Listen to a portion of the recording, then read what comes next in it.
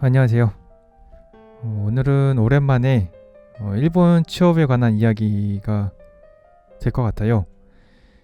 최근 들어서 이런 취업 얘기에 관한 그 질문, 상담들을 많이 들었기 때문에 예전에 한 번 한 적이 있지만 이번에 좀 더 짧고 간결하게 내용을 좀 정리하는 게 좋을 것 같아서 이런 일본 취업에 관한 상담 겸 이런 이야기가 될 것 같습니다. 그래서 궁금했었던 거는 충분히 인터넷에서 구글이라든지 네이버 이런 곳에서도 얻을 수 있지만 대부분 이런 질문들을 하시는 분들이 가장 듣고 싶어 하시는 내용들이 좀 모여있는 그런 내용 영상을 조금 남겨볼까 해서 이렇게 영상 제작을 하게 되었습니다.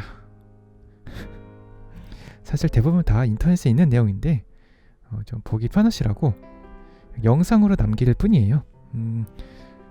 저도 이 영상을 남기기 전에 저도 틀린 정보가 없는지 구글링을 한번 해봤더니 많은 내용들이 이미 인터넷에 범람하고 있지만 그래도 조금 제 나름대로의 경험자로서 경험을 담아서 짧게 이야기하는 시간이 될 것 같습니다. 그럼 보시기 전에 구독 버튼하고 좋아요 버튼 눌러주시면 좀 더 저에게 힘이 될 것 같습니다. 그러면 바로 시작을 해보도록 하죠. 사실은 가장 먼저 질문을 하시는 게 가장 많은 질문, 자기가 비자 취업 자격이 되느냐가 가장 많아요. 그래서 여기 1, 2, 3번에다가 제가 정리를 해놨습니다. 기본적으로 이제 비자가 전공을 가지고 있지 않았을 때 이제 관련 업무 10년 이게 필요하고요. 그리고 만약에 자기가 대학을 졸업했다, 전문대를 졸업했다 했을 경우에는 이제 관련 전공이었을 경우에는 무조건 나옵니다. 무조건 나와요. 그래서 전문대를 졸업하고 만약에 예술대학을 졸업했다, 아니면은 애니메이션과를 졸업했다, 아니면은 그래픽 산업 디자인과를 졸업했다. 그런데 모델러라든지 이펙터 원화가를 지원을 한다. 그러면은 100% 나옵니다. 100%.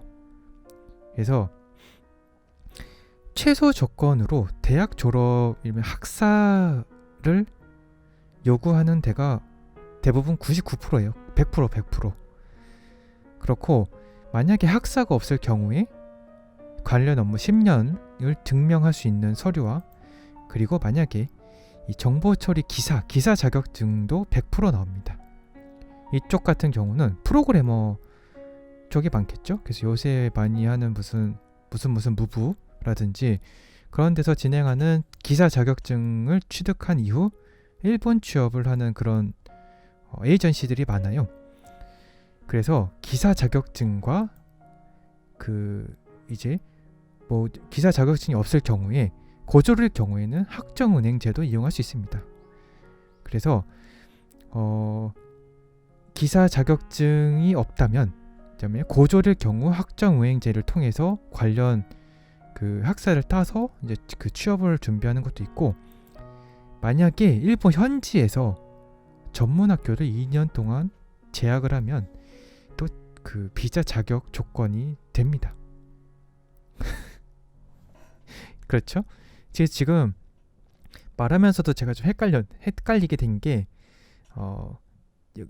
이거 제가 헷갈리게 적어 놓은 것 같아요. 만약에 10년 업무 비자 나오고요. 그리고 학사 이후 학사를 따고 관련 전공 취업, 그리고 비자가 조건이 됐죠. 만약에 고졸일 경우는 학정은행제를 해서 학사를 따는 것도 인정이 됩니다. 그리고 만약에 고졸인데 일본 현지에서 IT 전문학교를 2년을 다닌다, 이것도 비자가 취업 조건이 달성이 되죠. 그리고 만약에 프로그래머의 경우에는 이런 산업기사의 자격증을 따서 그리고 포트폴리오를 만든다면 취업을 하실 수가 있습니다. 이런 식으로 됐죠? 그래서 만약에 100%가 안 된 경우를 생각을 한다면 100%를 만드셔서 가는 게 최고예요. 그래서 만약에 학점은행제를 이용해서 학사를 따신다거나 아니면은 기사 자격증을 따신다거나 아니면은 대학 졸업증을 따서 그 관련 전공으로 취업을 하신다거나 이렇게 되는 게 이제 최소 취업 비자에 대한 자격이라고 말할 수가 있죠. 근데 만약에 자기가 그 자격이 된다 했을 경우에는 여기서부터 보시면 됩니다. 여기서부터는 제가 개인적으로 느낀 것들이 많기 때문에 조금 몸에 안 닿을 수도 있어요. 닿지 않을 수 있습니다. 하지만 이 해외 생활이라는 게 굉장히 녹록지가 않아요. 그래서 만약에 대기업이 아니라면 넣을 필요도 없습니다. 대기업이라는 게 뭐 이름을 들어봤든 안 들어봤든 이런 무조건 큰 회사 그리고 상장이 돼 있는 회사 그런 회사들만 골라서 넣으시면 돼요. 그리고 걔네들은 블랙 기업들 있잖아요. 그런 데는 절대로 두들기지도 마세요, 문을. 이력서를 넣지도 마시고. 그래서 저는 그 큰 회사의 그 공식 사이트에 가셔서 직접 엔트리를 하시는 거를 추천드립니다. 에이전시 말고. 근데 에이전시의 힘을 빌리는 것도 좋긴 해요. 좋긴 하지만 만약에 자기가 그 면접 같은 걸 거부할 권리도 있지만 굉장히 귀찮을 수 있습니다. 그래서 만약에 조건이 되시는 분들은 이런 큰 회사들 위주로만 넣으시면 좋고요. 그리고 복지도 좋고 휴가라든지 그런 것들도 다 챙겨놓치고 식당도 있으면 더 좋고요. 근데 대부분 큰 회사들은 식당을 갖고 있습니다. 그렇죠? 그리고 이게 더 중요한 이야기인데 지금 오늘 할 얘기 중에 가장 중요한 이야기인데 한국에서 대학을 졸업한 이후에 해외로 취업을 하신다는 분들이 계세요. 물론 저도 그런 식의 생각을 해본 적은 있지만 불가능합니다. 완전히 불가능해요. 그래서 왜 불가능하냐면은 일본에서 4년제 대학을 졸업자들이 또 매년 똑같이 나오잖아요. 한국처럼. 그 사람들 중에서 포폴이 잘 준비가 돼 있는 사람들 위주로 뽑아요. 100%. 이런 회사들이 만약에 한국 대학 졸업을 했어요. 근데 언어를 잘 한다면 상관이 없습니다. 언어를 대부분은 해외 유학이라든지 어릴 적 그런 공부를 통한 언어 습득을 잘하는 그건 엄청 희소성이 있어요. 희소성. 굉장히 낮은 확률이에요. 대부분은 다 한국에서 자라서 한국에서 고등학교를 나오고 한국 대학을 졸업하겠죠. 그래서 언어 문제도 그렇고 일을 하기 위해선 일을 하려고 뽑는데 언어가 안 된다면 그건 말도 안 됩니다. 거기에다가 포폴이 좋을 리가 없어요. 이 대학 졸업자의 대학을 갓 졸업한 학생, 학원을 다니지 않은 이제 그 모델링이라든지 이런 타 학원들을 자기 돈을 내서 다니지 않았다면 만약에 대학 졸업 포폴이 좋은 사람은 한 10,000명 중에 1명이라고 생각을 해요. 진짜로. 근데 이거는 제가 그런 분들을 위한 영상이 아니라 기본적인 최소 그냥 평범한 그런 사람들의 내용이기 때문에 만약에 대학을 졸업한 후에 신입으로 일본 취업이 된다면 저도 좀 알려주세요. 저도 이런 식으로 얘기를 할 수 있는 그런 게 있었으면 좋겠고요. 일단은 회사가 메리트가 없어요. 외국인을 뽑는데 왜 그 회사에서 준비해야 될 돈이라든지 이런 그런 메리트가 있어야지만 얘를 무조건 데려오겠다라는 그런 확신이 있을 텐데 일단은 언어도 그렇고 포폴도 그렇고 얘네들에 비해서 메리트가 없습니다. 그렇죠? 그래서 경력을 쌓는 거를 제가 늘 말씀을 드렸어요. 경력 이직이다. 무조건 경력 이직 중도 채용. 여기 나오죠? 근데 저도 그 마음은 이해를 해요. 한국에서 취업이 잘 안 될 수도 있고 취업하기 힘들 수도 있고 그렇지만 그 포폴이라든지 그런 게 한국에서 안 되면 일본에서도 안 될 가능성이 큽니다. 굉장히 커요. 똑같습니다. 정말로 실력 위주지만 일단 언어가 안 된다거나 그렇다면 좀 힘들 수 있어요. 진짜로. 그래서 여기 경력 중도 채용 있죠? 여기는 경력 중도 채용일 경우에는 이제 포폴 위주가 되겠죠. 무조건 즉 전력을 원하는 회사이기 때문에 중도 채용 사이트는 그 상시 열려 있습니다. 모든 회사든. 그래서 테이블도 달라요. 예를 들자면 신입으로 만약에 자기가 일본 4년제를 졸업해서 대기업에 신입으로 입사를 했다. 근데 연봉이 뭐 20만원이다. 세금 때문에 18만 17만 남겠죠.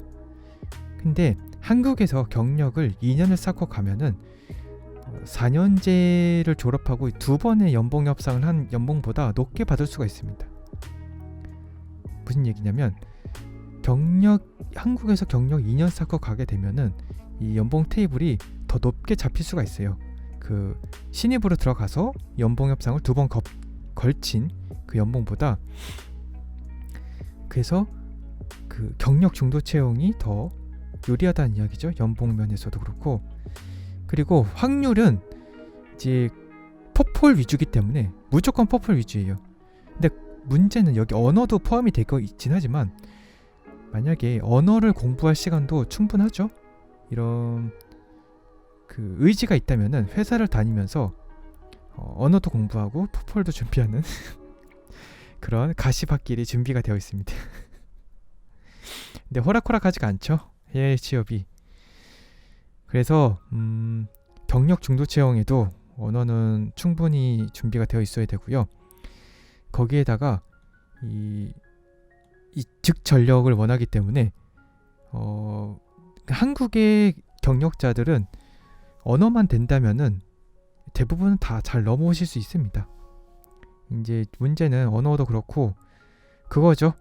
이 새로운 환경에 대한 무서움과 두려움, 그리고 가족들 이런 것들이 좀 마음에 밟혀서 그 하기 힘든 부분이 있지만 아무튼 신입보다는 마음의 결정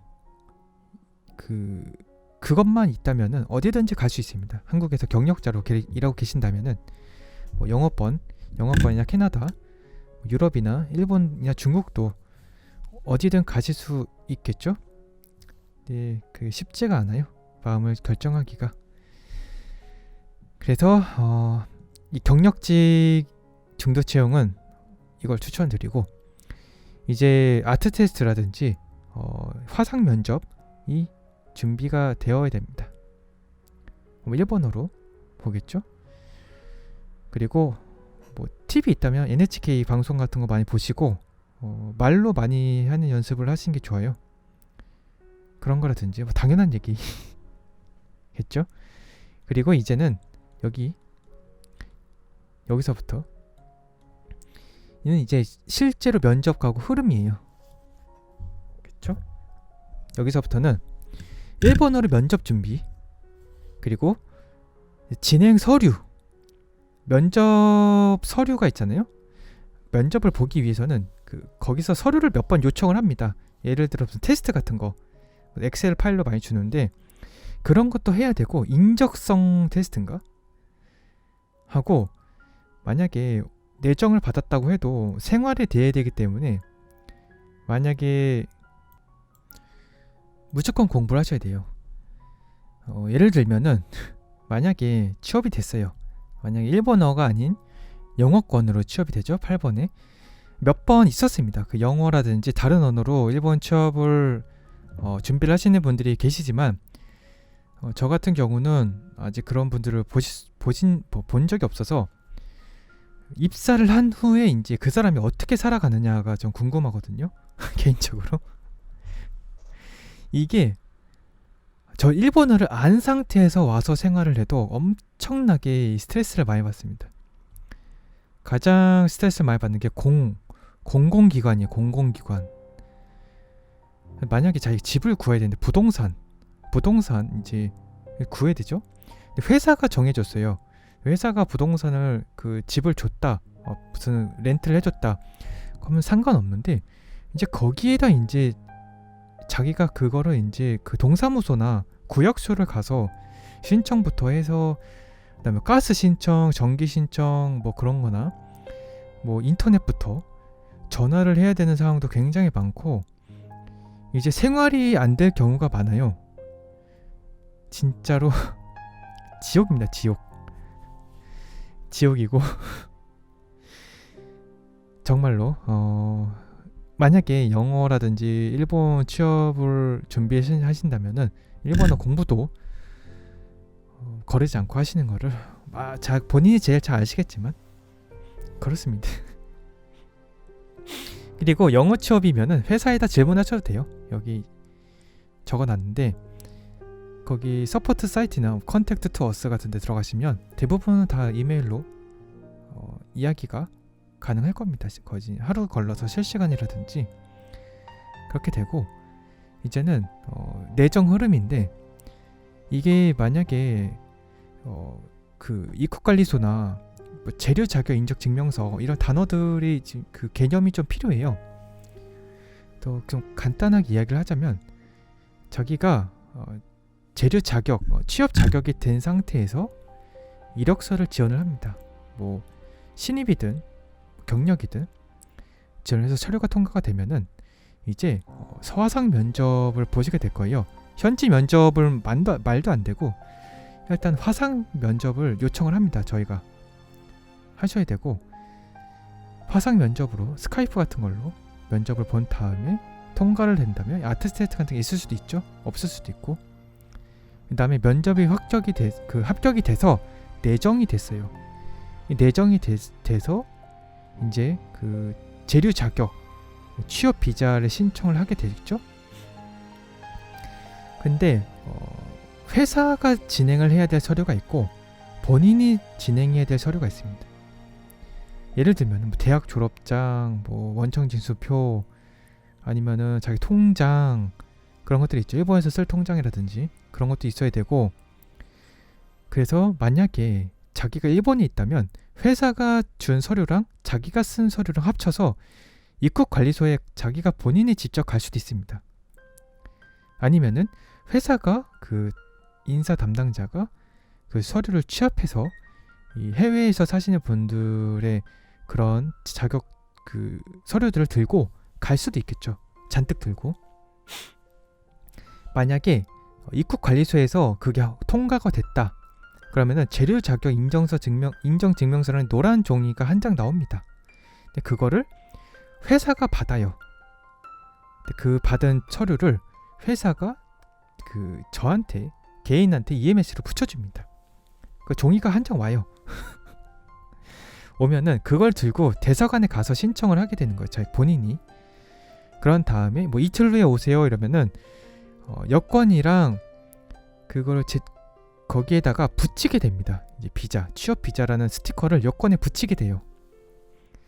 그래서 그걸 붙이고 이제 그 몇 년부터 몇 년까지 비자가 있으니까 이 사람은 이제 취업 비자가 있는 거겠죠. 그래서 뭐 그렇게 이런 흐름으로 진행되게 됩니다.